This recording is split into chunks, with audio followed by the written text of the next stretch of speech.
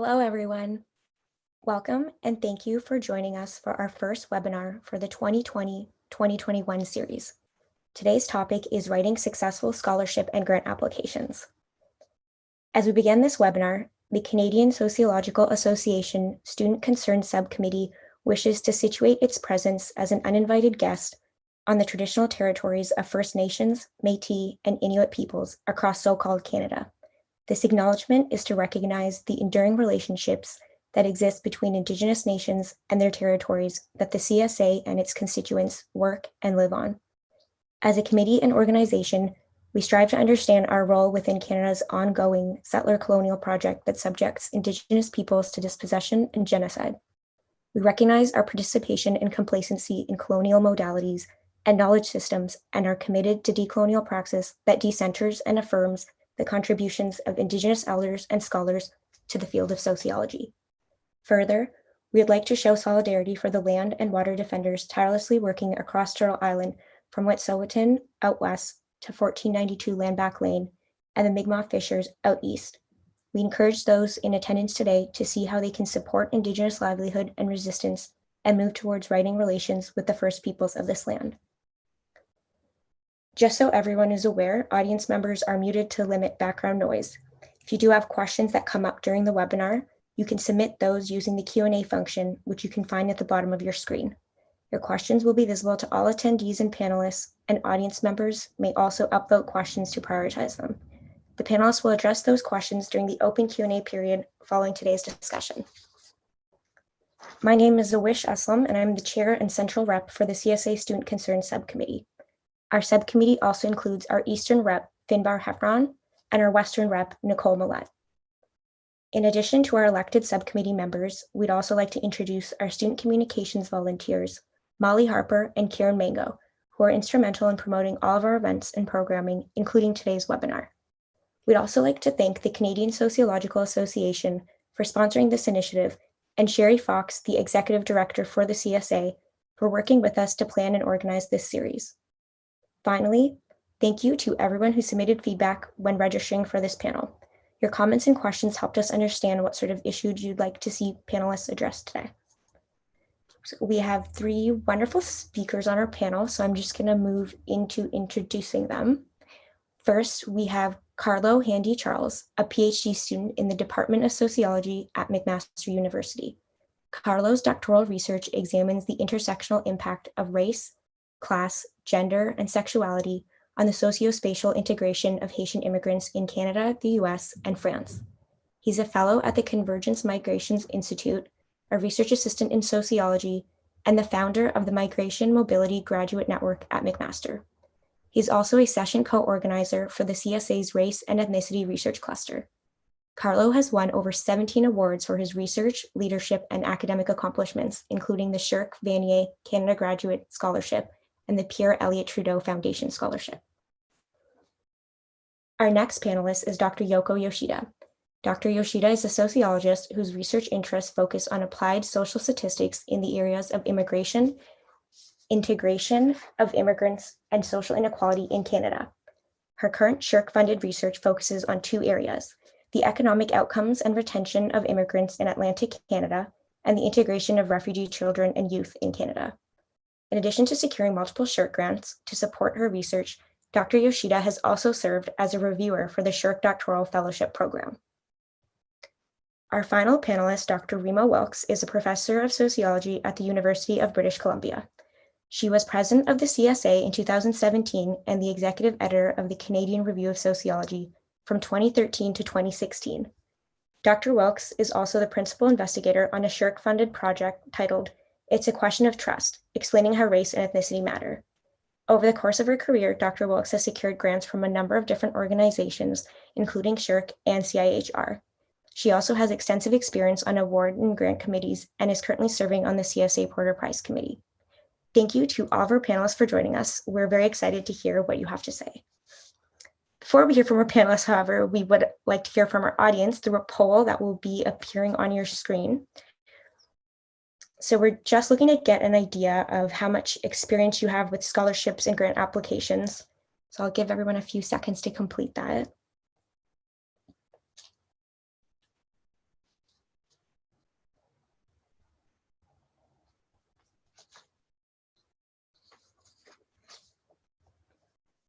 Oh, okay. So it looks like we've got a good mix here. So a lot of you have applied, and sort of a split between successful and not yet successful, but hopefully some of what we hear today can help strengthen our chances of success. Thank you.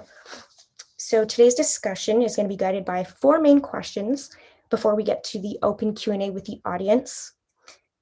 So our first question is, what makes a good scholarship or grant application, and what are the major pitfalls?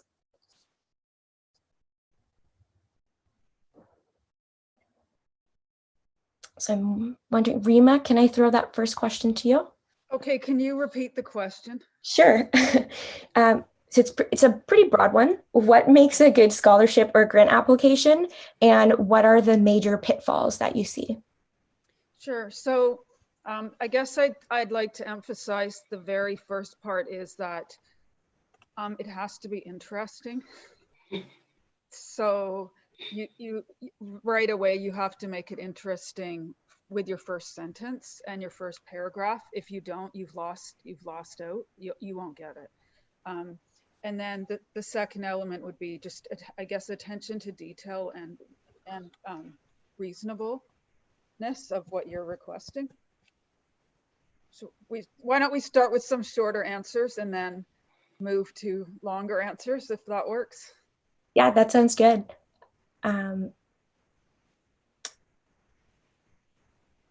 Yoko, did you want to address that question next? Yeah, sure. Sure. So I sat on the review committee for doctoral fellowship. And so I just wanted to give you, a little bit of like what's going on in the reviewer side, because that would probably give you a good idea of how it's being read. So, this is something that I didn't anticipate it until I actually, sit at the side, like, as a reviewer side. So we usually get the review of like 65 to 70 packages. And so each package, it takes about, long time, because I want to get to, want to understand the topic. And so 70 packages, let's say I spend 30 minutes each. And so 70 times 30 gets to 2,100 minutes. So that 2,100 minutes is translated into 35 hours. And so reviewers are asked to get this, process this, like 5-hour worth of work within 2 to 3 weeks. And we are asked to rank every single one of them in each order. I can't get to say, well, this is good enough, this is not good. We are asked to rank every single one of them. So I usually come up with a very detailed order of like ranking and scores and then what is the merits. And so I have all this system of like the metrics. And then they actually give us, how many file has to go within 2%, 3%, 10%. So it's so that's how it works. So I have to get onto this, like we can't really, spend so much time trying to understand the nature of the research. So what Rima was just saying is right. Like, just think about how, you have to grab attention from us or the reviewers right from the get-go. So don't waste time. Get right into your topic, sell your research, not necessarily sell, but trying to make reviewer interested. That's very important. And then from that perspective, like we are also going through this systematic process of reading each file. So it has to hit on every single items you are being requested in the instruction. So don't take this instruction as a bunch of like rules, 1, 2, 3. Just try to read carefully, study it, and trying to address your component according to that order. So adding to trying to make it interesting right from the get-go. Trying to follow the order of what you're being asked to express. That's second point that I'd like to add to. I can talk more later, but I'd like to hear from Carlos too. Yes. Should I go now, Awish? Oh, okay, great. Yes, I think Professor Yoshida and Professor Wilkes said everything that is really important. From my perspective as a student, what I'm going to add is to make sure that you tailor your application based on the type of scholarship you're applying for. That's very important because scholarships are different. For example, the Trudeau Foundation scholarship is different from the Vanier scholarship, and the requirement, this criteria of the Vanier are different from the SSHRC doctoral scholarship or the SSHRC fellowship, right? So I think it's really important to really understand the differences between those different types of scholarships, and then make sure that you tailor your application to that. I think this is the first advice, and I think that's very important, which is basically what Professor Yoshida just said. Take time to really go onto the website to really understand what what type of criteria they're going to be evaluating, and what type of if they have any scheme, for example, on the website, to understand what type of percentage is going to be attributed to each particular criterion. So then you can actually write your application based on what people are going to evaluate. It's and what I do when I'm thinking about any application, I always put myself in the shoes of the selection committee members. I'm like, okay, those people, they're professors, they're researchers, their moms, their dads, they don't have even enough time. So everything I can do to make sure that from the get-go, I make my application as appealing as possible. I do it, like, and then which I mean, we're gonna be talking about this more in detail afterwards. But one of the way to do that is not to submit your first application draft because most of the time it's not good enough. Even though you have experience applying for things, it's not the best. So you really want to make sure that you write something, you make people read it after. But we're gonna talk about this more in detail. So that's what I would say. Tailor your application to the scholarship. Make sure you understand what the criteria are in order for you not to miss anything or to touch on things that are not important. And then obviously I have other advice that I can give afterwards, but I think I would stay, I would stay with that for the moment.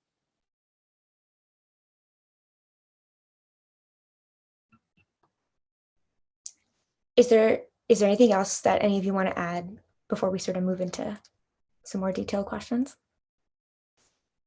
Okay. When it comes to approaching different evaluation criteria, so research potential, leadership or community engagement, and academic excellence, are there sort of different approaches you take to those, and how do you kind of structure?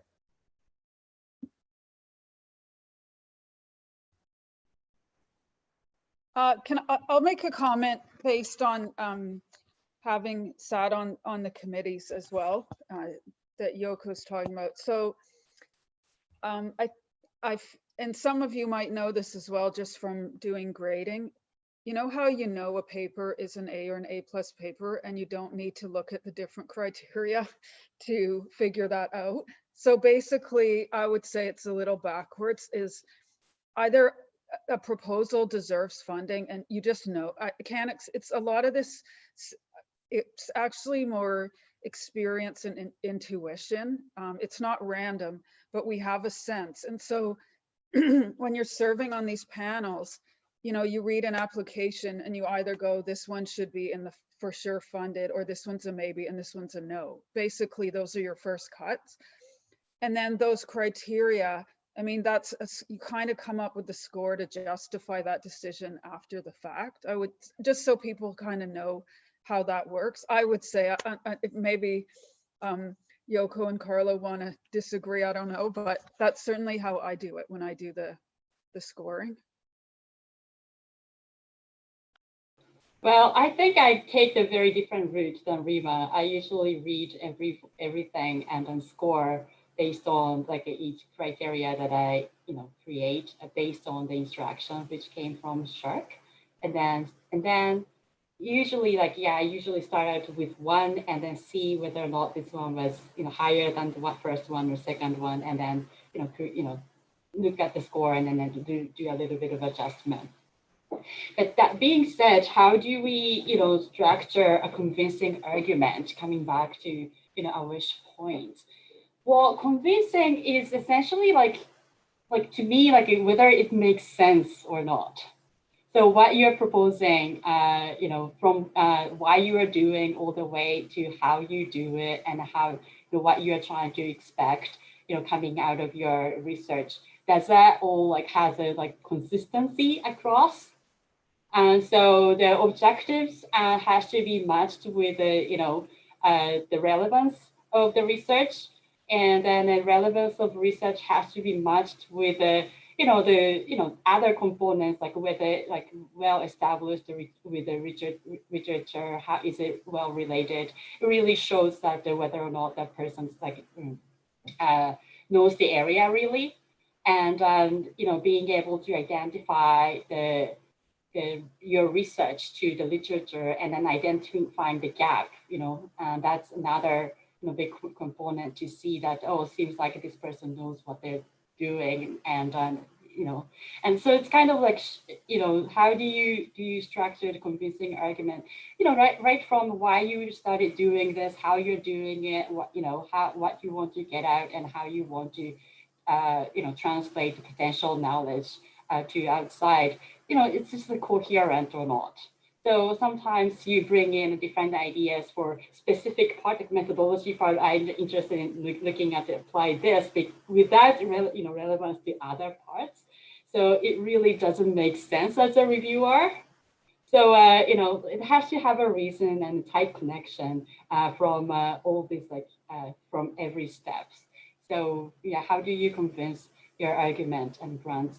To me, it's like a coherent argument across is very important.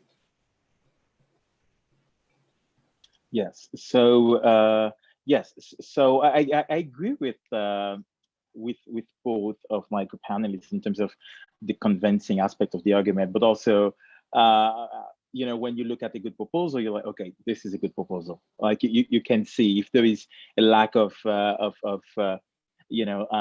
repetition, for example, confusing words and sentences that don't make sense, and then you can see very quickly, okay, that's good, that has a good start, it engages the reader, and then at the end you're still able to get an idea of what the person wants to do. So I think I completely agree. So for me, I think how you structure your argument to make it convincing is up to you, and it is also up to the type of scholarship you're applying to. I really want to emphasize on that. For example, most scholarship applications for sociology, what I've seen other people do and what I've done myself in the past is to make sure that I start with identifying a very clear and important research question. So this is, for me, the most important thing, even before thinking about writing a proposal or anything. For me, the most important thing is to make sure that I really understand what type of research question I want to ask and how I'm gonna go about responding to this particular research question. So I would say the first step is to make sure that you really identify what your research question is. And then in order to do that, there are numerous ways to do it. One way is to definitely go through the literature to see what's missing. So your research question can be a way to fill a gap in a particular field, or to connect to different sets of literature, or to respond to a very interesting empirical question, something that nobody has thought about before, for example. So those are different ways you can actually go to it, or you can have a very inductive way of thinking about it. You went to the field, for example, you saw something that's very interesting that hasn't been tackled yet in the literature, and then you think about how you can transform that particular thing you saw in the field into a very interesting research question. So I would say this is the first and most important thing. And I know for fact in the Trudeau Foundation, for example, and the Vanier, this is very important, specifically in the social sciences and sociology, because if people don't know what you're asking, what you want to do, it's difficult to follow afterwards the rest of the proposal because there is not a clear idea of what you want to do. So this is the first thing. And the second thing is to give some precise background information to capture the interest of the reader. I would say you don't have to do it exactly that way, but I think for me, it's really interesting to ask that question. And then immediately after, I kind of give a little, like a paragraph of background information to say, that's why my question is important, right? It can be empirical, it can be theoretical, it can be based on other research gaps, for example. but it's really interesting. It's really important for me to give that background information immediately after, so people understand my question, and then right after they see, okay, that's the reason he is asking that question, because he wants to go in that particular direction. Also, one way is to situate the research into the wider literature. So most of the time, because the world of science that I learned when I was in my undergraduate is that you want to contribute to the body of knowledge. You want to contribute to what other authors have done, what other scholars have done. You want to be able to contribute in a very positive way to the literature, in a very insightful way. So one way to do that is to know what is in the literature. It's to know what the literature is missing. It's to know what type of insight you can bring that the literature doesn't have. So that requires that you actually take time to go to the literature to know how you can relate your research question to that particular literature and how you can situate yourself into that field. Specifically for scholarship like the Trude and the Vanier, those are very highly rigorous application processes. If you don't do that from the get-go, it's difficult to get past the stage of being selected, for example, to get sent to the national competition by your university. And I'm gonna finish with this, the importance of methodology. It's so important. I would never stress this enough, the importance of making sure in your application, whatever research you're proposing, that your methodology matches it. So if you say, for example, you want to understand public attitude towards immigration, and you propose a methodology that doesn't have anything to do with that, how are you going to capture that public attitude towards immigration, for example, right? So it's really important to make sure that that methodology really matches it. And then, oh yeah, the last point, which is really the last this time, the social relevance of your project, right? So which is the significance of it. Is it very important for the literature? Is it something that's gonna change your field, that's gonna contribute in a way that is very different? It is something that's gonna contribute to public policy. It is something that can contribute to social services, to whatever significance that your project has. It's really important to highlight that. So for me, that would be a good way to structure, research question, background information, situate yourself in the literature, your methodology, and then the relevance of your project.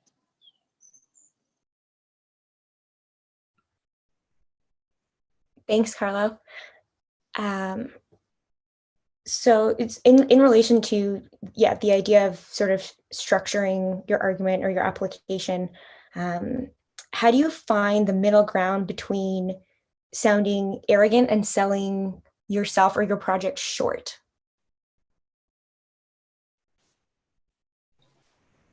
Can I jump on maybe first? Sure. And then Rima and Carlo can disagree with me or agree.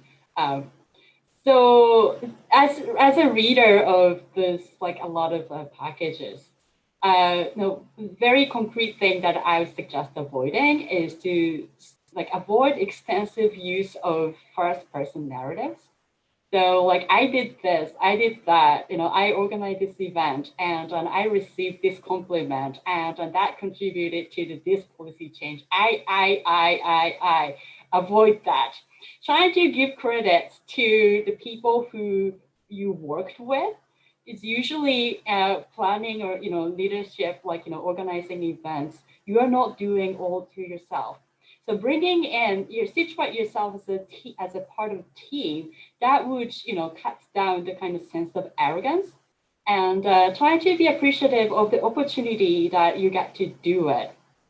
So, if you have a kind of humility to appreciate the surroundings and people that you work with, that would probably make that statement sound stopping too much of I did this.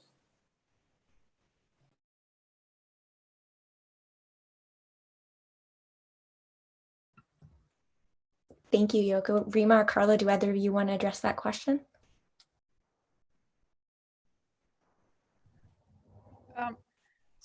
It's a very Canadian question. Yeah, I would say another way is you can speak about your experience doing something and don't use adjectives to describe yourself. So you can say, I have experience translating knowledge by doing the following media interviews or something. but you don't say, I'm a leading media figure. Like, you just wouldn't describe yourself that way. So I think that's kind of, there's a balance there.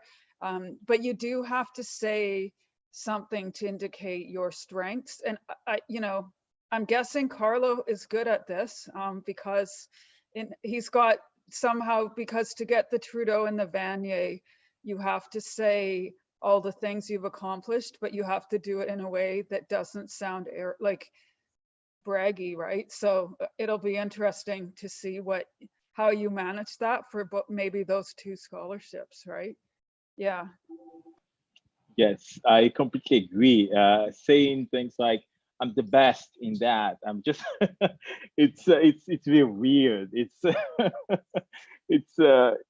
very arrogant. Like, you definitely want to stay away from those eyes, those the best, those superlatives to talk about yourself, because when people reading it, why are you saying that?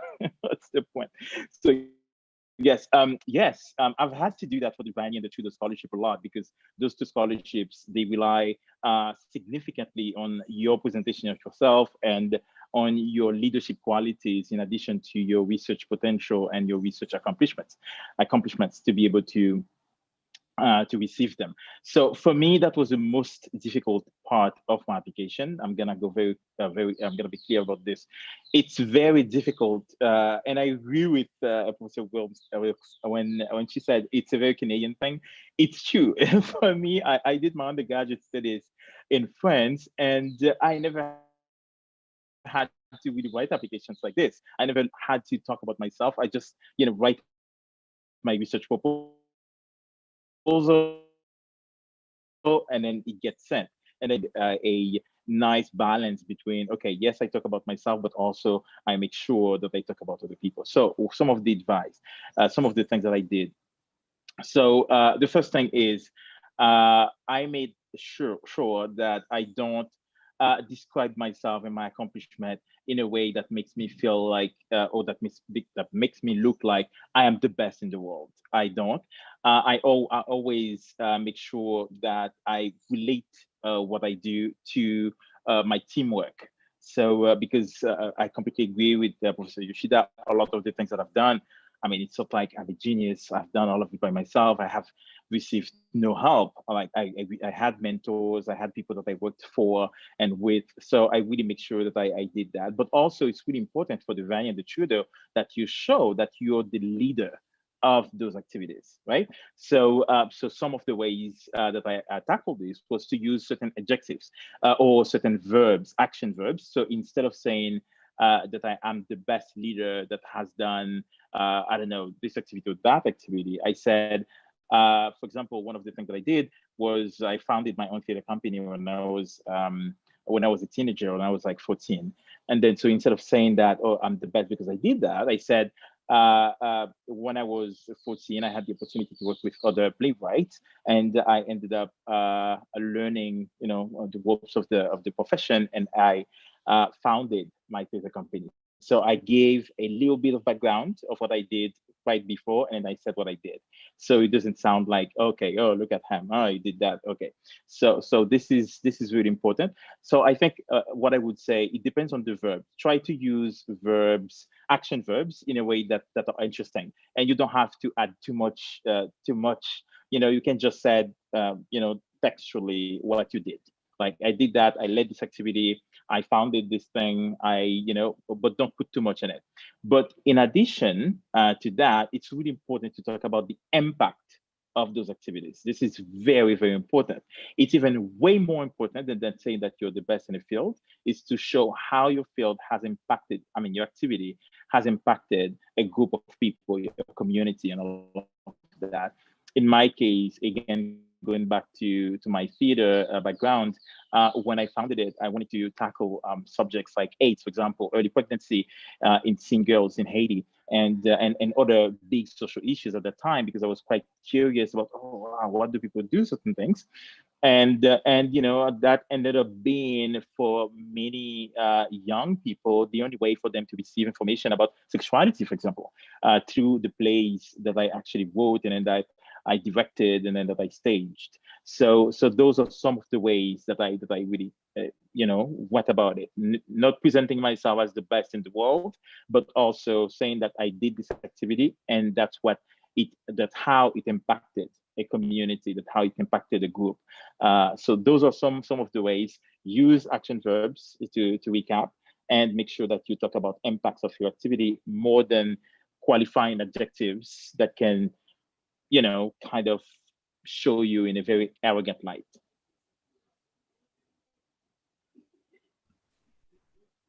I just want to make a comment for all the students watching, just so you know, I'm not sure that Carlo's accomplishments are a normal amount for most students. Like, I'm a full professor and I feel a bit intimidated because all the work he's done already at age 4, like that's why he got those awards, right? So, but you can still have a good and healthy career, even if you're not, say, eligible or for the Trudeau and the Vanier. Like, the people who get those are sometimes I think they're on a different plane than everybody else. Yes, I agree, but it's just an example to talk about something. Yeah, I'm that just teasing a little bit, say. But it's it's kind of hard not to be quite impressed by what you've done already. Oh, thank you. But I think a lot of people can talk about the experiences in a very different way. For example, a lot of students run student organizations, for example, in school, right? Participated in some volunteer activities. So all of those things show leadership as well. So it may not be, for example, with the company, something like that, but it can be in your university. You created a student group, for example, that tackles a particular subject, something that is important in the university. So I think my point is to really show the impact of that activity, specific leadership, what you were at sports, or it can be even a mentorship. If you're a student who mentored other students, all of those things, they're good example of showing leadership, right? So yes, it doesn't have to be a theater or something like that. Thank you. So I guess along similar lines, what are the expectations for publications given that we're so early in our academic careers? Can you make up for a lack of publications through other criteria? Yeah, Rima? No. You have to publish. Like, it's just, I don't think you have to publish still to get some awards, but I mean, at a certain point, you might get some shirk or something early in your career with no publications. But by the time you're, say, in 3rd or 4th year, if you don't have publications, or you're going in for you're not in the running anymore. So this is something the students have to really, it's just what you have. I would say it's just what you have to do. Yeah. I'd like to also add that when you look around opportunities, publication venue like journal article is not only way to demonstrate your engagement. You can join the conference presentation, for example. Even if it's not a journal article, but still you can there's a one line in the CV. Not to mention, there are usually comes at the very busy time of the term, but the 3M, the 3-minute thesis contest, or the undergraduate society, the essay contest, and you can when you look around or look for those opportunities, there's always there. So I suggest that there's no such thing as too early if you want to build your CV and if you're planning to make a career in this field. Unfortunately or fortunately, that's the way things work. So start looking into any kind of opportunity, and even if it is tiring time, that's the difference maker, a game changer that you are making. So trying to try to put your paper into the essay and stuff, and then that's actually how you start building. And then that next thing is that, we must do one after another. And so it's kind of like unfair, like unless you have a foundation, you really can't open up the next levels of opportunity, but that's a kind of reality. So I'd say try with it, whatever the opportunity that you can find in your immediate surrounding.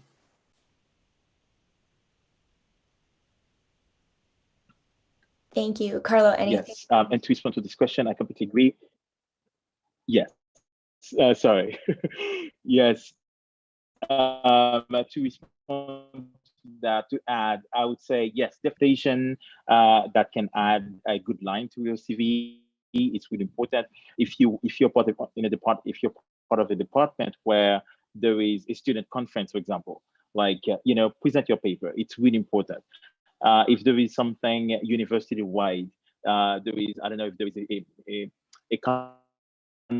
specific theme that is related to a research, go there and then submit a paper. I really recommend that if you don't have enough presentations to showcase on your CV, but also for certain scholarships, like I see some specific questions about the tutor. We can get to them in A afterwards. But for the scholarships, I would say in terms of presentation, you can also presentation and publications. You can also publish important that's happening in Canada that is relevant in terms of public policy, in terms of public debates. You can always write an op-ed if you have a convincing argument, something that's interesting to say, to share with the world. So those are the type of things that the student Vanier take into account more than other scholarships, because that shows your ability to engage in conversations that are difficult, but conversations that are big, that are, in terms of public debates in Canada. So those are the things, if you don't have yet a peer-reviewed academic journal. So those are certain things that you can do.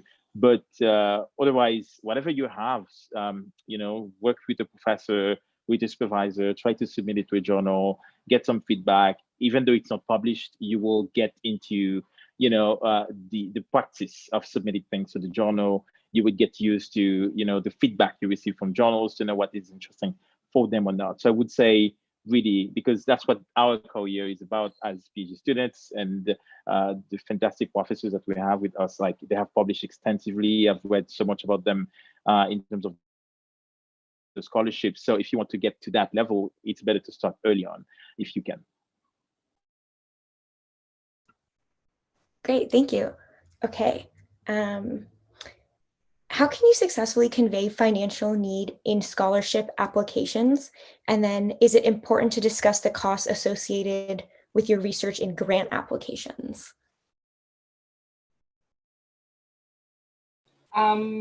Unfortunately, I don't recall that we were asked to factor in the financial needs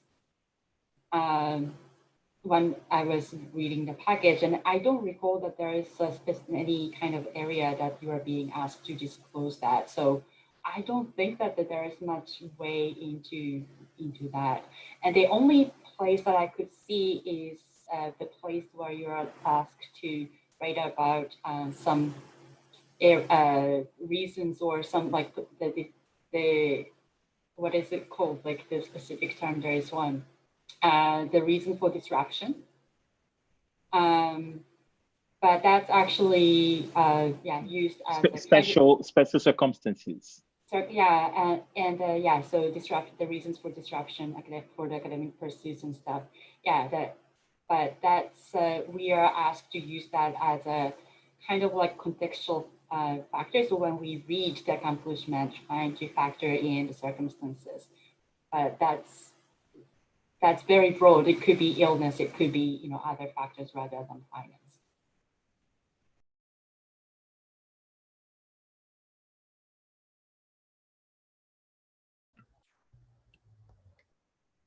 Any other comments on? Oh, Rima? No comment. I would say no, straightforwardly.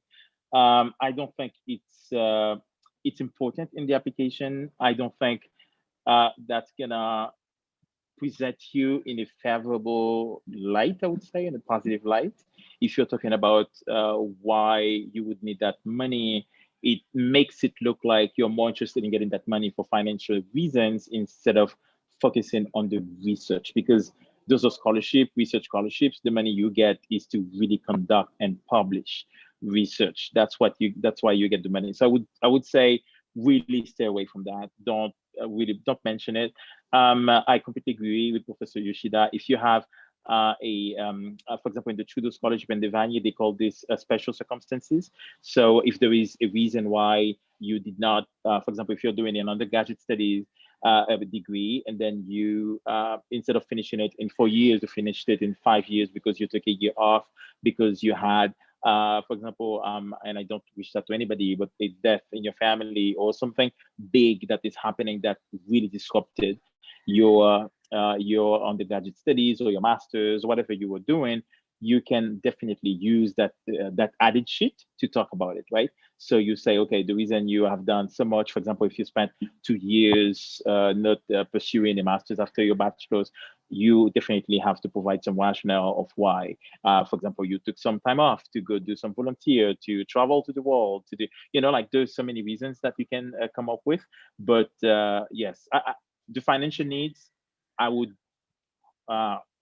straightforwardly recommend not to include that in the scholarship application or a grant proposal, unless it's really related to that research specifically, but I'm not sure. I would say no. Okay. How can you make your work attractive if you're not doing research on a quote unquote hot topic? And does this affect the likelihood that you'll receive funding?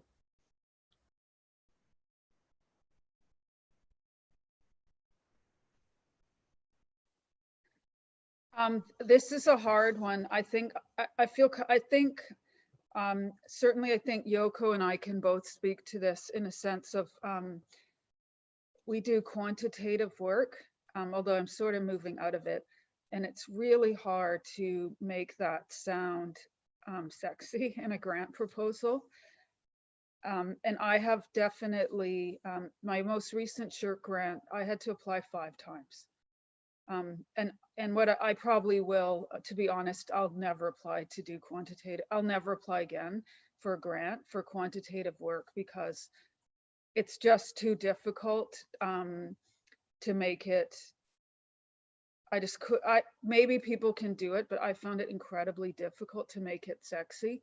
Whereas when I've proposed things that involve archival or interview or other techniques, for some reason, it just is inherently more I don't know. So that's my own shtick, I guess. I don't know, but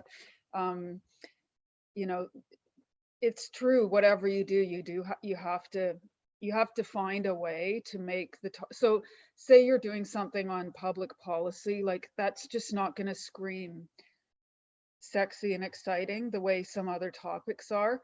And so you do have more of a challenge, and you do have to figure out ways of repackaging it so that people care. It's really tough. Like that's part of the hard work of applying for grants. But don't give up. You have to do your work and what you want to do. Okay, any students who are interested in quantitative research, I completely disagree with Rima. Oh, just so people know we're good friends. Yeah, we just, yeah. And then this is something that we will have a very interesting discussion afterwards. So just to give you, so I'm quantitative researcher, and I'm the daredevil to bring in, looking at the immigrant trends in Atlantic Canada, for God's sake, from quantitative point of view. When you think about immigration numbers, it's very tiny in Atlantic Canada, but then I actually found a hook because there is interesting data showing up in the administrative record. So it's got a lot of numbers. And then because small immigrant community in Atlantic Canada, they had a lot of researchers from a qualitative point of view. So, but those policymakers are actually informed with research based on the ethnography and community-based case studies, a lot of insights, rich insight from there, and I appreciate all of them. But at the same time, there's a niche for seeing the pattern at the larger perspective. So that's where I kind of seized the opportunity. Okay, there's a, IMDb, the, longitudinal migration immigration database coming up that would allow us to look at the macro trend in that region. So so that's how I got, sorry, Rima, I got shark with the quantitative approach.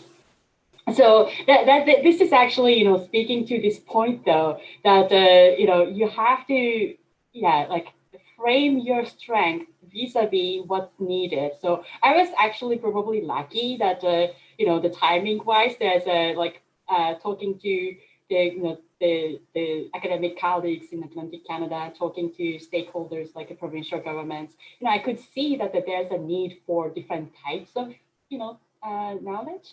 So, if I was talking to them before, all this tension was there or the interest was there, probably I wouldn't have gotten funded and nobody would have thought about, well, why are you looking at the, immigration quantitative, trend for Atlantic Canada is completely a mismatch. That could have been the case. But then I was looking at, just engaging with people there, like seeing that there might be a need to bring in the new way of approaching the same old issues. So this probably gives back to the Awish points. What if you are not dealing with the hot topic? Can you make a relevance? So my suggestion is to see what's out there in your field. Talk to people that your research might resonate some interesting findings. To talk to the community, look into the community newspaper, look into the local newspaper, trying to engage with what's going on in the the world outside of your sociological little bubble. So trying to see what you're doing in school and the research, and then how does that resonate outside. So so I think that there is always a way that you can engage with your research to what's going on in the community. So the key is to try not to maintain the barrier between what you do in your classroom, what you do in your office, what you do when you read versus the life outside. So trying to when you go to the cafe, look at who's working, who is consuming, who are there. That probably resonates some sort of interest or the connection with you, and trying to read what's going on. Look at just randomly select the newspaper and then trying to see if there's anything that you can relate to. So I've said that there's no such thing as soon as you're doing the sociology. I think that even if it's not completely right on to the hot topic, you can always find a way to, relate to what's going on. So trying to, I would say that open up your ideas, reduce the boundary between the, your research, area of your brain to your personal part, like life as a citizen in your community. Yes, that's so positive. yes, I agree. I have to agree with this. I think my answer is a lot like Professor Yoshida, but I have to say that I do a lot of qualitative research, archival and interview-based research, media analysis. So I'm doing one quantitative project now, but I've done a lot of qualitative before. So I said, sociology, and that's one of the reasons I've studied. I've continued in sociology since my first class in sociology it was a class on sociology of family, like the importance of family as a social institution, the pitfalls, the problems, the challenge, all of that. Sociology is so interesting. You can use sociological framework and theory and the methodologies to do so many things in the world. I always take example when I'm teaching a first year class or a class on methodology. I always tell my students, just look around you. There's so many things happening. There's so many things. Like for example, I take basic example, like looking at people lining up for to take a bus, and then you see, okay, sociologically, how can you approach that? You can, use gender as a framework, for example, to see whether the differential patterns in terms of men or women. You can look at differences in terms of behavior. Like there's so many things that we can do in sociology. So it's in a way, it's my way to say, you can make your research relevant depending on what your question is and what's happening in the world. So specifically for grant applications, I really recommend connecting it to something bigger than just a sociological research question. So your research question may be, how do immigrants integrate today in Canada during COVID-19, for example? But it's not, it should, from my perspective, it should be broader than just looking at this context, this Canadian context. You can extrapolate it to what's happening in the world, to the movement of people, how that is being affected. So there's so many ways, I would say, that you can go about it. But concretely, you can look at the specific relationship of your research with your community. For example, if you're part of a particular organization, if you're part of a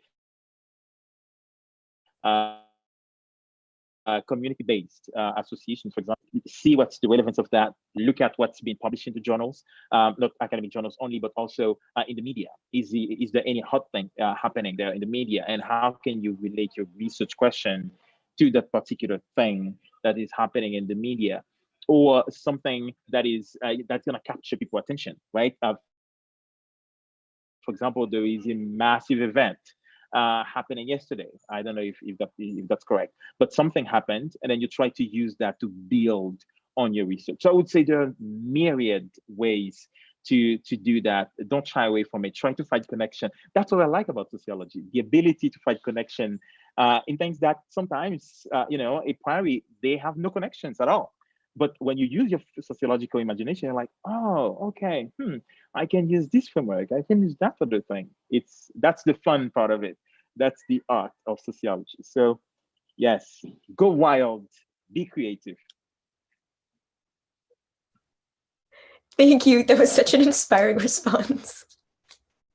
Okay, moving into our last discussion question, where can you seek effective feedback? So like, what are the pros and cons about getting feedback from your supervisor, other faculty members, peers?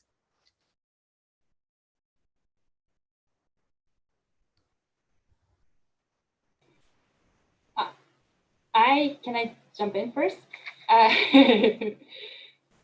Maybe you might disagree, Rima and Carlo, which is fine. But I'd say that if you feel like, you probably have, professors, a list of professors who are very critical, and then you'd expect that they'll be very critical for your work. And then, he or she's not gonna, give you a pat on your back. I would say that those are the ones that I would go. It's actually bad for the ego, probably, but at the end of the day, you want to improve your application, and you want to have a critical view on it. So I would say that if I ask, very nice professor who really gives you, oh, Yoko, your writing is amazing, there's not much to change. Like, I'm not gonna learn anything out of it. And so also, so I would say that, be prepared to be completely teared apart. So with the criticisms, but I would say that I'm trying to go to people who can be very critical too. And then most of the time, professors are trying to help you, even if the manifestation may not look that way. But so you have to, create a kind of healthy separation with your work and with your personality. Don't take the criticisms about your writing as criticisms against your personality, because it's not the case. And then if you want to build the academic career, that's a kind of good catalyst to make develop in the long run. So I would say that the peers or the professors, I think that you should try to aim for people that you can get most critical feedback. Yeah, I would probably lean towards professors over peers, at least say for your scholarship and grant applications, because the profs have served on the committees and they know what they're looking for and the peers don't. So I would lean towards professors. And I guess the point I would emphasize for everyone to know is,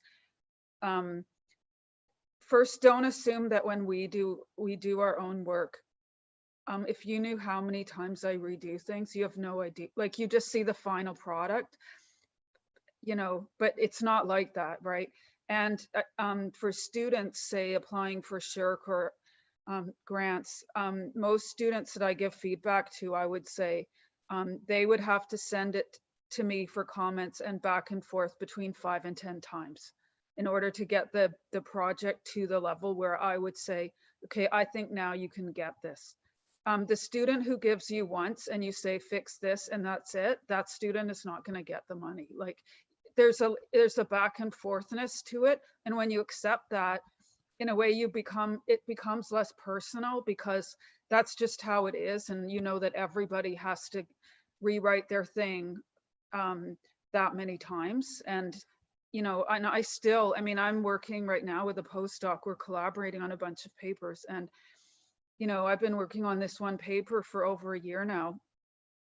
And I have to rewrite every section again. And, you know, that's just how it is. So sort of trust in that process and know that it's just what everybody's doing. I think that's kind of something to know moving forward.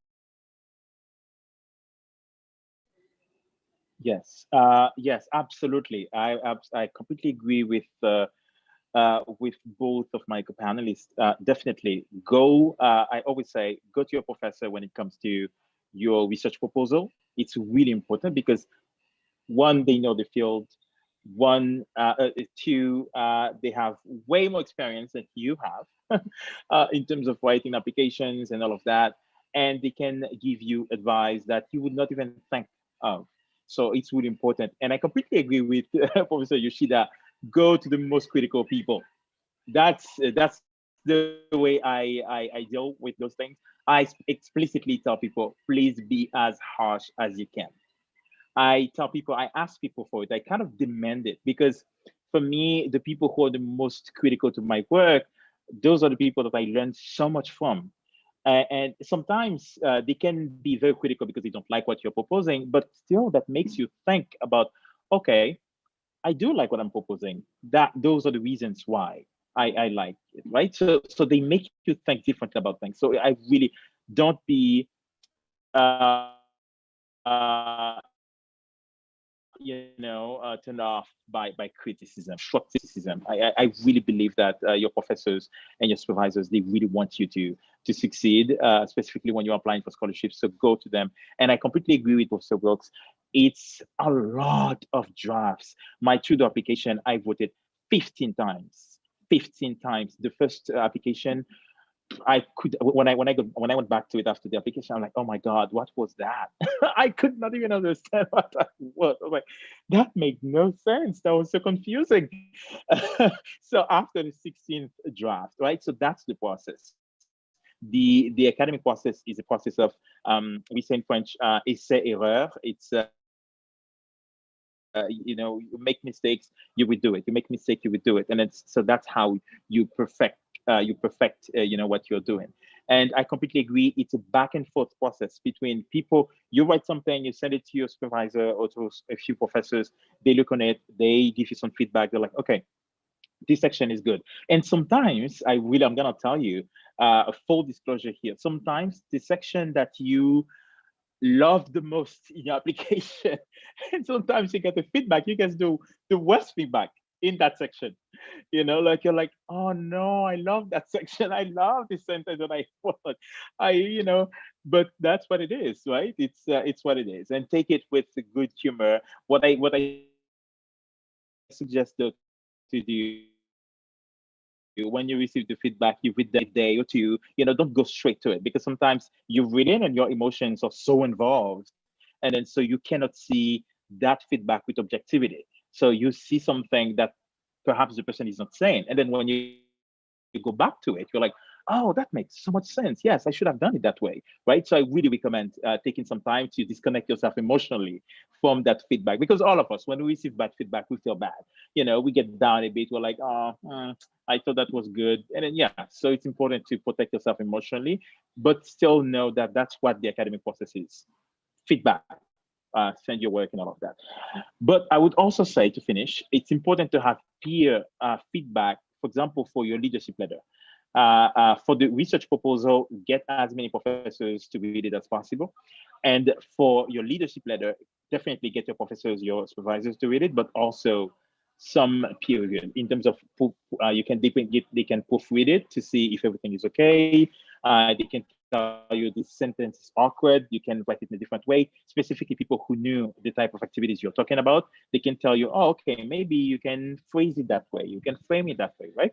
So I would recommend going to those, and then make sure that you have somebody before sending your application to proofread all the application, right? Not only one section or another, but all of it, because you never know. After you spend so much time writing it, sometimes you can just forget just a comma that you missed or something, so it's really important to get people to read it and give you feedback on it. And there are some feedback that are good and some that are bad, right? Some feedback you're gonna have to dismiss them.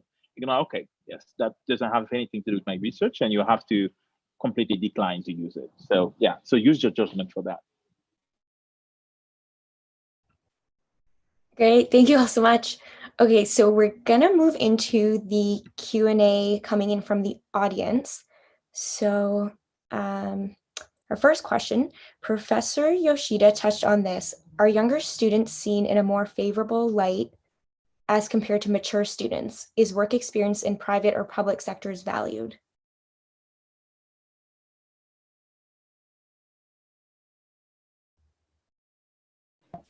I can go with that. Oh, sorry. Go ahead, Professor Yoshida. Okay. Yes, I can go with the second part of the question. Is work experience in private, public sector value? Definitely, yes. For the Trudeau Foundation Scholarship and the Vanny Scholarship, those are very important experiences to showcase on your scholarship. Extremely important. Again, you have to make sure that you relate them to the overall application. So it has to be consistent. It's not that you're applying for something that has nothing to do with what you said and you just throw it there, right? It has to be consistent. It cannot be a sentence that is completely different from the rest of the application. But definitely, like anything that you have done, in the Trudeau Foundation Scholarship application, you have a section where you put the most important work experiences that you have had. Same for the Vanier, you have a Canadian Commons CV, it's called CCV, where you're gonna have to put all your experiences, your research related activities, and so on. So they're definitely valued, specifically if you had some leadership roles in those specific experiences. So I would say go put it there and make sure that you relate it somehow, if it's related, obviously, to your overall application. I agree with Carlo in terms of the experience counts outside of academia, insofar as it is related to your package. And so it is. We are told to evaluate for example, the SSHRC application for doctoral fellowship, for example, based on the merits. But the experience also matters, as long as the experience is speaking to the researchability or ability to carry out research potential. That being said, younger students seem in more favorable. Not quite so it's a kind of pros and cons. Like if you are very productive at the early stage of career, yeah, definitely, that counts. The same amount of publication, how many years you spent in a PhD. If you have 5 publications going into the PhD as compared to 5 publications at the the final year of eligible, the program. Definitely, the former one, which probably has a better impression. But at the same time, if you are first year student going into the PhD and then have some sort of publication, but at the same time you took a leave between starting the master's to the PhD, and then acquired more the internship elsewhere, and then developed your interest more relevant for specific, the policy and stuff. If you're doing intern in the government agencies and stuff, I think your experience has a lot more to, highlight the relevance of your research going into the PhD.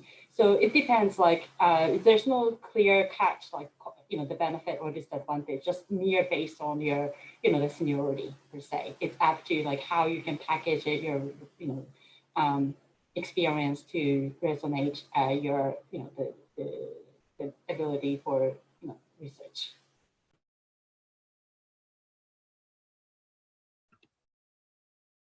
Great, thank you both. So this next question is, I'm interested in advice specifically in relation to the Trudeau Scholarship. Can you speak to the priorities and the criteria the reviewers for the scholarship are looking for? Yes, I'm sorry. Yeah, I'm going to be responding to you an hour almost after the question, but we had the order. So I hope you're still here.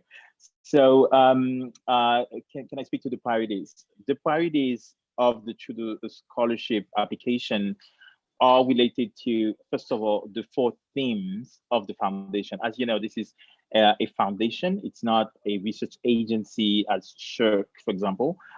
So it's different. It's still partly funded by the government, but also by the private sector, by donations, all of that.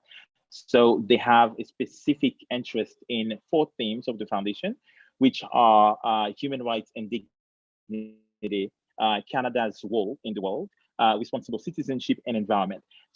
So those are the priorities, basically. If your research fits into those priorities, you already have a good chance. But since 2019, the Trudeau Foundation has shifted to a different way of providing scholarship to students by having a overarching theme every year. So for example, the year I got the scholarship was 2019. The theme under which I applied was power and knowledge. So we basically were required, but not required, if you wanted to get the scholarship, you had to show how your research is related somehow to this nexus, power and knowledge in everyday life, in public policy and all of that.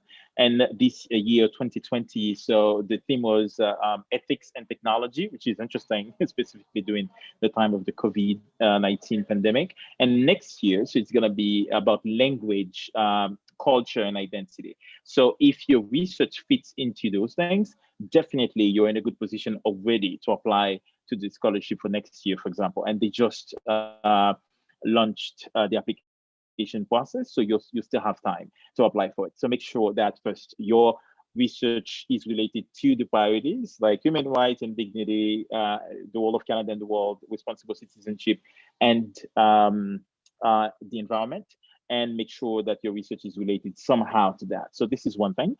And the other thing, the Trudeau Foundation Scholarship is quite different from SSHRC, Vanier, or doctoral scholarship or fellowship, in the sense that when you get the Trudeau, you're committed to participating in a community. So it means that you're committed, in addition to your doctoral research, to participating in the activities of the foundation. We have, for example, before the pandemic, we had 3 times in the year where all the community gathers, because it's a community of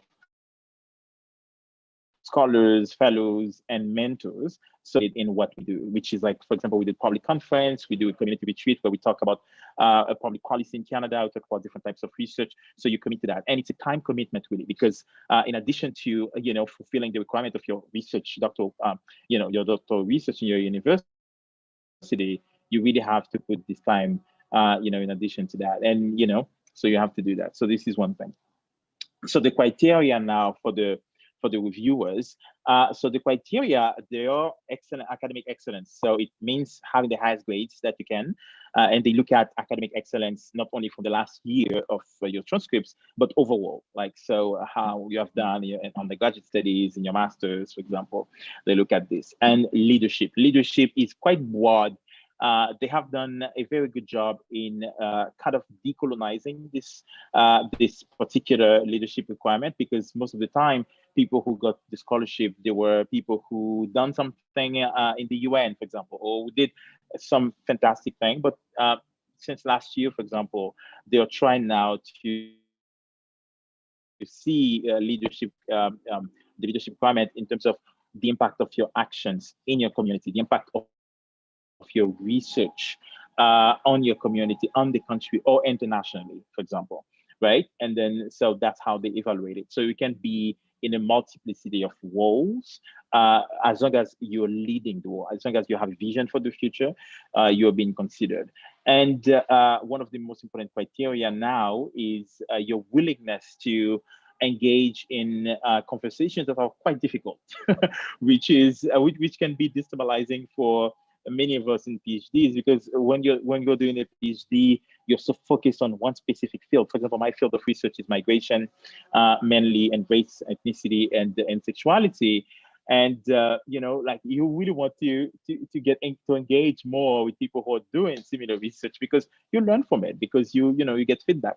But with the Tudor Foundation, you have to be willing to engage with other topics, like with other things that are not necessarily related to your research. So you really have to tell yourself, okay, yes, I'm gonna be part of this activity, and I'm not gonna necessarily talk about my research. So I'm not gonna let that throw me off, for example. So those are the most important things for the Tudor Foundation. And then obviously public speaking, they look a lot into public speaking. Are you giving conferences? Are you participating in public conferences outside of academia? Are you participating, for example, giving media interviews? All of those criteria they look into to get the Tudor scholarship. But again, don't be discouraged. It's possible. You can definitely get it.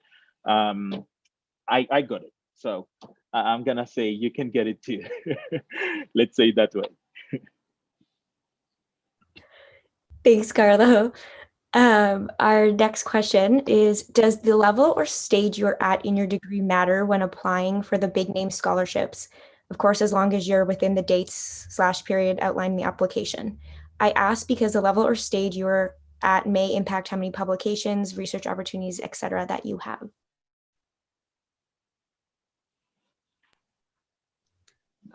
I can answer that one. So I would say the answer is yes and no. So something to know about some of these things that you apply to is there's always an element of randomness to it that is outside of your control. And that's why you have to just apply to a lot of things and not take it personally. And so, the randomness would be something like, there's a committee, and 1 year I'm on it, 1 year Yoko's on it, and 1 year Carlo's on it. Well, all of us are going to kind of make decisions a little bit differently. And the idea that there is a perfect application and that it's possible to identify it with no value coming from the assessors, like, that doesn't happen. So that's why you just have to kind of keep applying. And so in terms of where you're at, and I've seen this happen even with applications to become profs. Like, sometimes people who've been out for a long time and done a postdoc and have lots of publications, they're at an advantage compared to someone who's ABD. And then other times we'll go, oh, we want to hire someone who's ABD, and then the postdocs are out of luck. Like, those are things you can't control. So you just have to do your best and be aware that that's going to happen.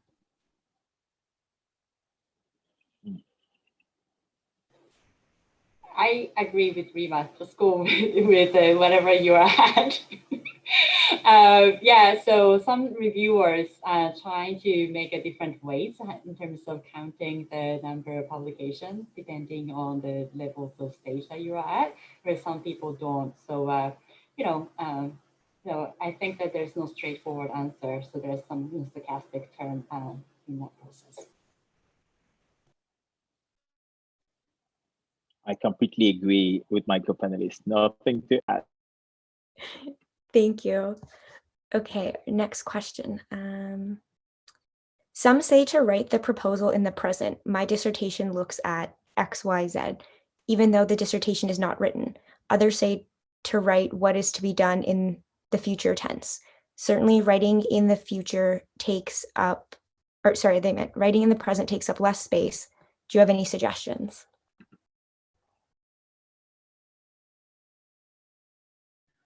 Yeah, I can go first.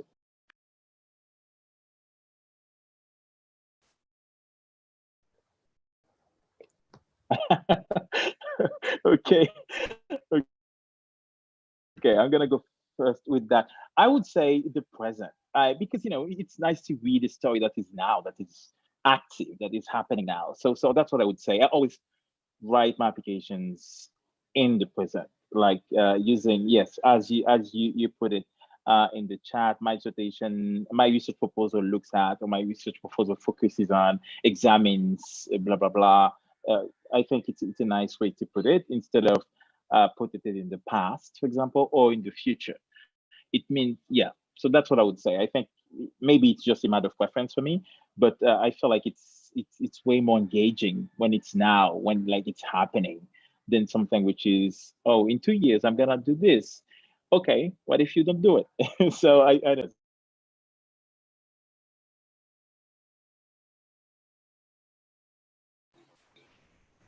I would say that, yeah, I can see the point of make it as a kind of present format, present tense, as Carlo suggests. But to me, like, most important thing is like consistency. I'm sorry, so I'm more like, coherent. Yeah, I value coherence. And so I would say that once you decide to use one tense, just don't change around. And if it matches with the rest of your writing style, I think that's the way to go.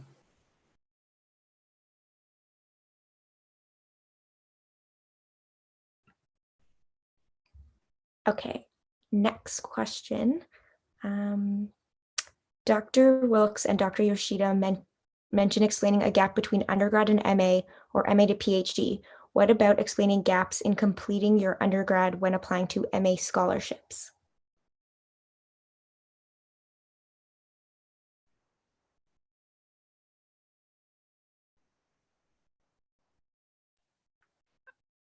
I think it's fine. I don't think you even need to mention it. I don't even know that anyone would notice.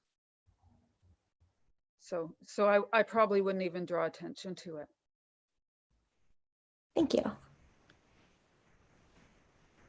Yeah, I would say that, yeah, so it's a gap between undergrad and,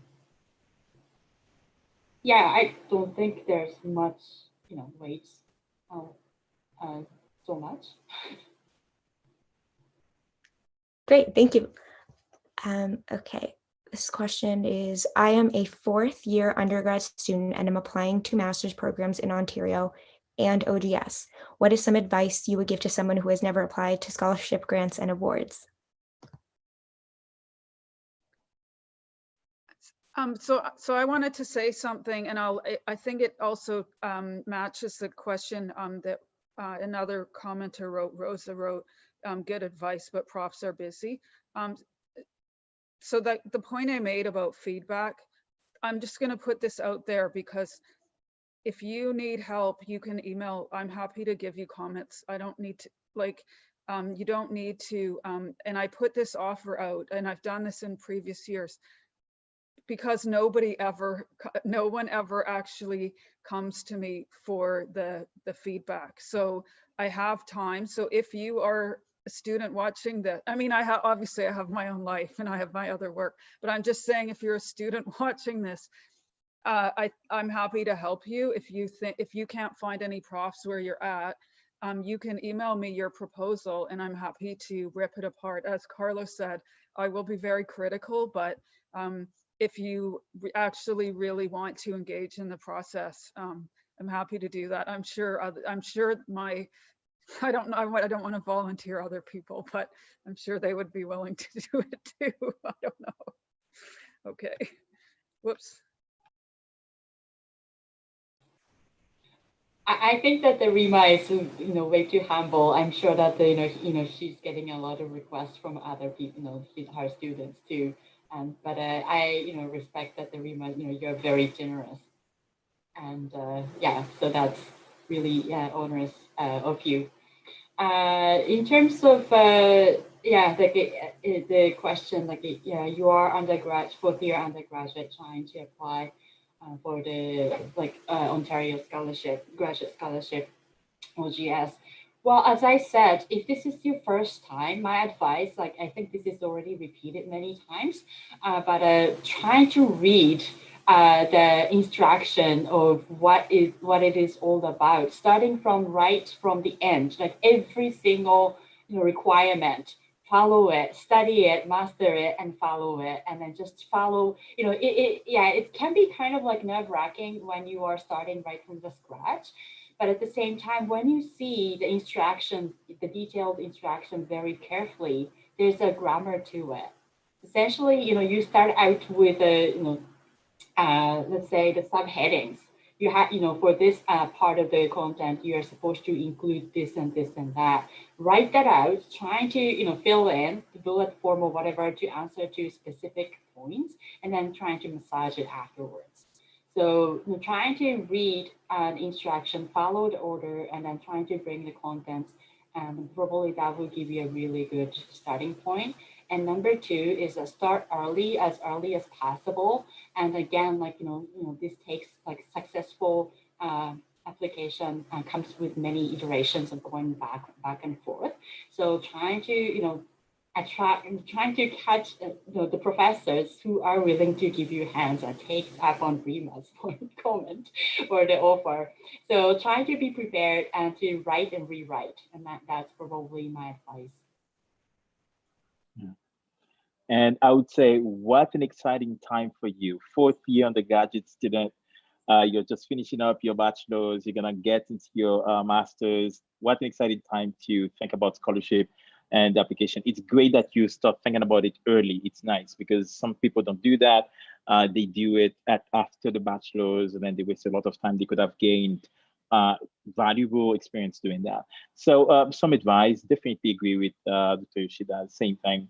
Make sure that you really read what the OGS application is about. It's really important. We cannot stress that enough. That's really important. And, be excited about putting your ideas on paper and then knowing that potentially you're going to get some money for it.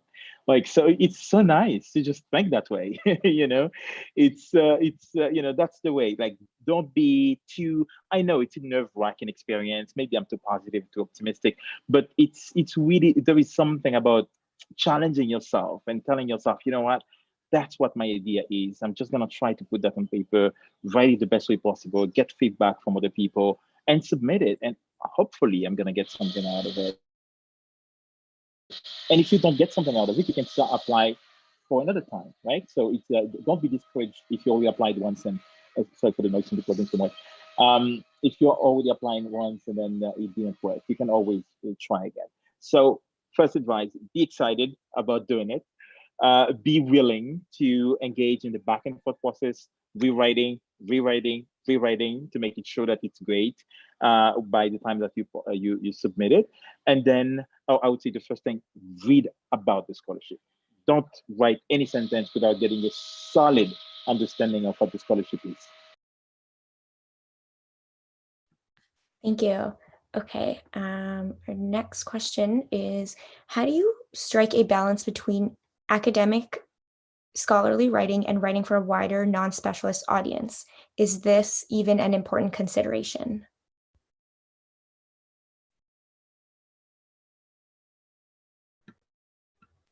Yeah, I can go again. Yes, for the Trudeau Foundation Scholarship and the Vanier, definitely. This is extremely important because both of those scholarships, they don't take into account only what you do academically, but what you do socially in the public realm. So it's really important. The balance is a very difficult thing to have. I published several op-eds already in addition to peer-reviewed papers. And, it's always such a different process. It's not the same at all. When you're writing a peer-reviewed academic paper, you have to be way more engaged with the literature. You have to structure your paper in a way that is respectful of the journal's norms, right? Which is really important. And same to some extent, it's the same experience when you're writing for, I don't know, if you're writing for the Toronto Star, the Globe and Mail, or the Policy Options, those things that I vote for.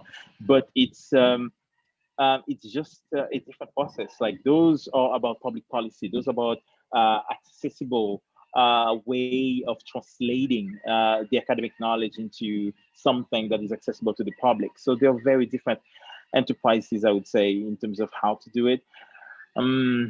Yeah, I don't know, I'm still learning. You know, I'm a PhD student, I'm still learning, so I don't know, but I would say it's important for sure for the Trudeau and the Vanier Scholarship, very important. But it's very different. I don't know what else to add, but it's very. I'll just add a tip for writing for these proposals is if a sentence is more than 1.5 lines, it's too long. So you can use that as a guide to just go through and chop up your sentences. Anything longer is 2 sentences, and you need to write it for the reader who's skimming, not for the. So that's kind of to help you think about the writing style. And add to that, for the SSHRC doctoral scholarship, be aware that your application will be reviewed by multidisciplinary committee. So for example, sociology is reviewed by the committee category number 3. So the committee category number 3 includes anthropology, archaeology, except classical archaeology, archival science, communications and media studies, criminology, demography, folklore, geography, library and information science, sociology, urban and regional studies, and environmental studies. So, you know, it's kind of inevitable to offer some sort of jargons in order to showcase that your understanding of the area, but be ready to define it very briefly. So that it can be read for people outside of your specific discipline as well. So, so striking the balance, if you are bringing in specific jargons or the terminology in your area, trying to be ready to explain it briefly in a subsequent sentence. And for CIHR, I think usually ask you to write your research impact in a lay language as well. So there is a way to translate the, your academic writing into more lay language to engage with the jargons. But as SSHRC, I don't think there is a lay language component. Yes, just to add to that, I forgot to respond that part of the question. For the Vanier Scholarship, it's really important to write in plain language. Again, Professor Yoshida just said it, the committee who is going to evaluate you is not only people, for example, in your field. They're gonna be people in different, disciplines and domains of life. Specifically for the Trudeau, sometimes they have journalists, they have people who are working in the private sector, sometimes they have people who are working for the government. So you want to make sure that it is for people who are going to skim through your document, right? So you really want to make sure that the sentences, again, they are very short. 2 lines, a sentence that is already 2 lines, I'm saying it's already too much. Make sure to chop it into 2 different short sentences, that people can read very quickly. And again, write it with basic grammar styles, right? A verb, a subject, a verb, and a complement. That's very important, right? Don't get lost in long, like in French people do sometimes, like long Bourdieusian pause, and those are beautiful when we're reading sociology, but for grant's sake, no. Really just chop it, very short sentences, concise sentences, and each sentence expresses an idea. So if you feel like a sentence doesn't add anything to the proposal, just take it out. Like really, don't leave anything in the proposal that don't add. They have to add something to your overall message, right? I agree with the idea of consistency. They have to be consistent. You cannot just write one short sentence of 3 words and then a sentence of 20 words, right? Try to make them equal, so then people see that, okay, there is a continuity in the way that the application is better. And same for the Vanier. The Vanier is a big fan of plain language. Make sure that they're very concise, precise, and clear ideas. Great, thank you. Okay, we have 3 more questions. Maybe try and get like a 30-second response from one panelist for each. Is that okay? Okay, thank you.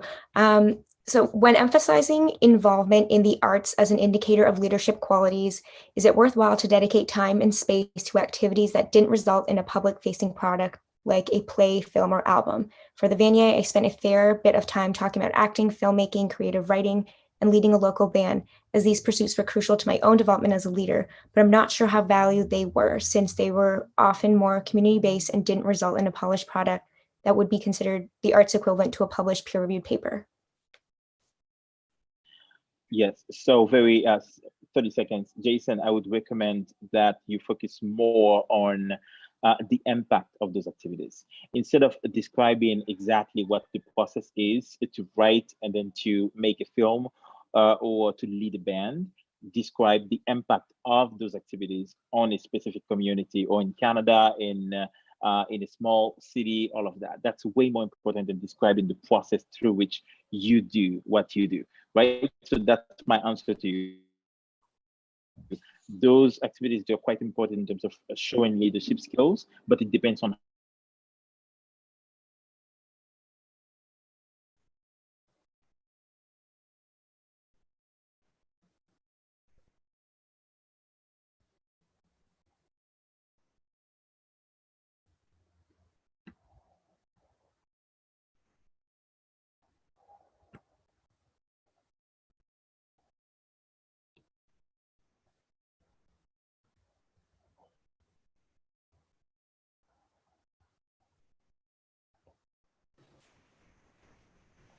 Seems like a Carlo's connection is blocked.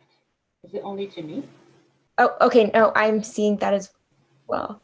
Okay, until we get him back, maybe I can just quickly go to the other two. So everyone seems to be jumping on the COVID bandwagon. Should you fundamentally revise your research project in light of COVID, or continue with your pre-COVID research program? I'm not sure.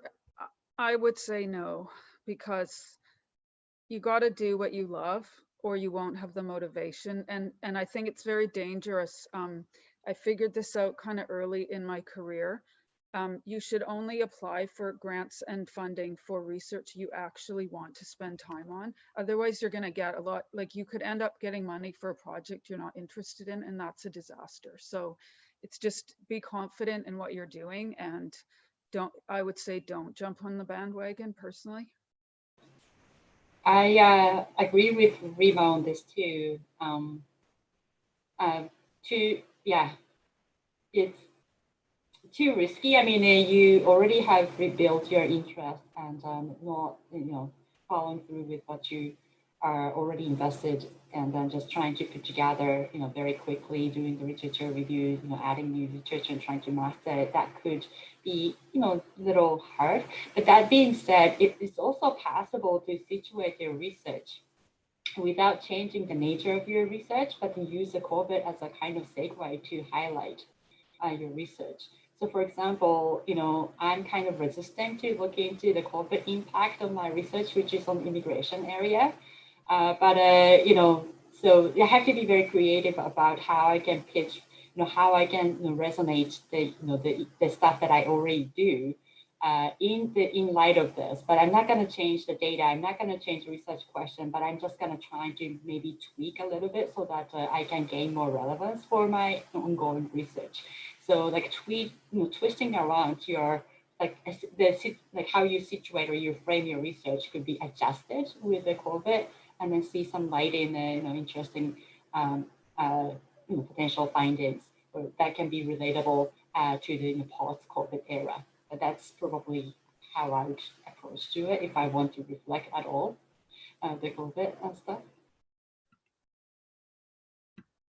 Great, thank you. Okay, and looks like Carlo has returned. And I think this last question is probably for Carlo as well. So it's just any insight into what the Trudeau Scholarship means by entrepreneurial spirit. Describe how you bring innovative solutions to complex problems and demonstrate entrepreneurial spirit. Please provide concrete examples. Okay, so maybe how that question can be addressed.